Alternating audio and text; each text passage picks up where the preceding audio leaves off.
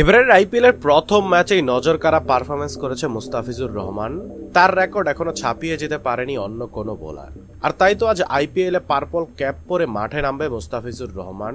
ভিডিওটি শুরু করার আগে ভিডিওটি লাইক বাটনে প্রেস করে আমাদের 1000 লাইক পেতে সাহায্য করুন। আজ গুজরাট টাইটান্সের মুখোমুখি হবে মুস্তাফিজুর রহমানের চেন্নাই সুপার কিংস। আর এই ম্যাচে একাদশে মুস্তাফিজুর রহমান অনেকটাই নিশ্চিত, কারণ আইপিএল এর শুরুতেই রীতিমতো অসাধারণ সূচনা করেছেন মুস্তাফিজুর রহমান। প্রথম ম্যাচে 4টি উইকেট নিয়েছেন মুস্তাফিজ।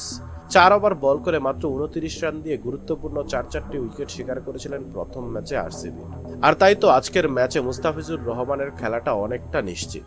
আর যদি আজকের ম্যাচে মুস্তাফিজুর রহমান খেলে, তাহলে মুস্তাফিজুর রহমানের মাথায় থাকবে পার্পল ক্যাপ, যেটা হলো এবারের আইপিএল এর সর্বোচ্চ উইকেট শিকারীর মাথায় থাকে। এখন পর্যন্ত সবগুলো দল নিজেদের এক ম্যাচ করে খেলে ফেলেছে, কিন্তু মুস্তাফিজের রেকর্ড কেউ ভাঙতে পারেনি এখনো। সর্বোচ্চ 4টি উইকেট নিয়ে 1 নম্বরে আছে পার্পল ক্যাপের দৌড়ে মুস্তাফিজুর রহমান, 2 নম্বরে আছে জাসপ্রীত বুমরা 3 উইকেট নিয়ে।